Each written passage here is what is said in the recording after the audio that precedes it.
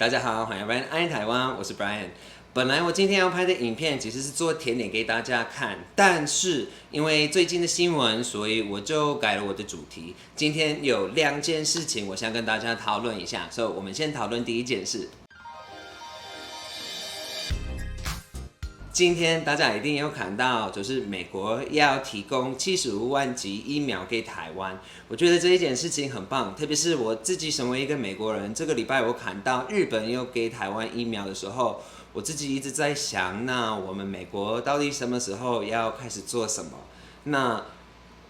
收到这个讯息之后，我也知道有一些人会比较担心一件事，就是美国这样子寄疫苗给其他国家，就是希望之后哪一些国家就是会帮助美国的什么地方。那虽然我也可以理解这一个想法，但是拜登又讲一个还蛮重要的一句话，给大家看一下。We'll share these vaccines in the service of ending the pandemic everywhere.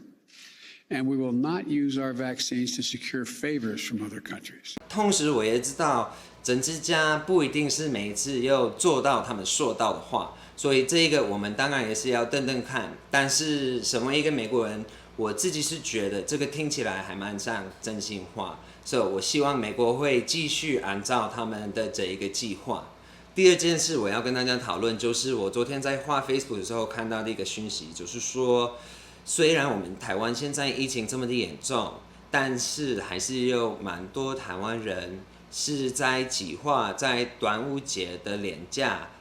返乡庆祝。那我自己是100%可以理解，也100%尊重这一点，但是同时我也有看过美国的数字，我们看美国去年11月感恩节过后2个礼拜，美国的确诊数字就爆炸多了。再来，我们12月也是有圣诞节跟跨年嘛，那圣诞节跨年过完了的2个礼拜后，数字又在上升。那如果我们这一次台湾的端午节有返乡庆祝的话，也有可能台湾会看到一样的结果。我自己已经在台湾12年了，然后我上一次回美国其实是2018年，2019年的时候3、4月我妈妈又来台湾，所以我2019就没有回去。再来2020年就疫情了，那从疫情爆发到现在，我当然是有蛮多次是想要回国看我妈妈，毕竟她一个人在美国。然后虽然我很想回去，但是我没有回去，很大的原因是因为我一直在想一件事，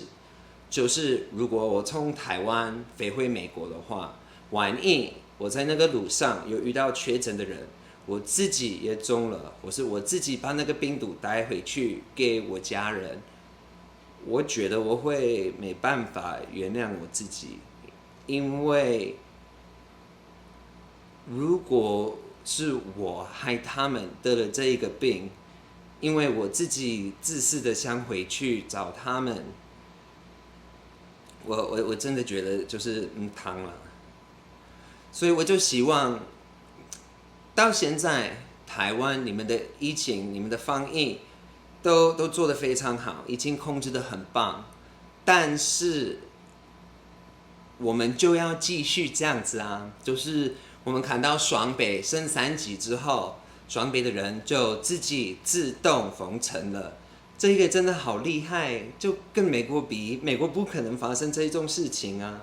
台湾人一直以来生病就会戴口罩。到现在，美国人就是很多还是不愿意，而且现在美国的那个 FDA 有说，如果你已经打疫苗了，就不用戴了。那好，美国就美国嘛，所以我们有一些地方还应该要改善。但是台湾，你们在防疫的部分，你们做得好厉害，我们不要因为这一个节日就造成新的一个破口了，所以。如果你又再计划回去的话，拜托，没有必要的话，就先不要分享哈。那今天我要讲的差不多是这一些啦。我也希望我们台湾跟美国也可以继续加油，然后可以赶快把这个疫情控制得好。那台湾，我真的很感谢你们，就是对彼此这么好，一直在尽量帮助身边的朋友，然后注意他们的健康，这一个真的是很棒的一件事。那我今天的影片差不多就是这一些啦，就希望我们可以继续加油。好，那今天就这样子哦。那谢谢来老板，爱台湾，我们下次见哦，拜拜。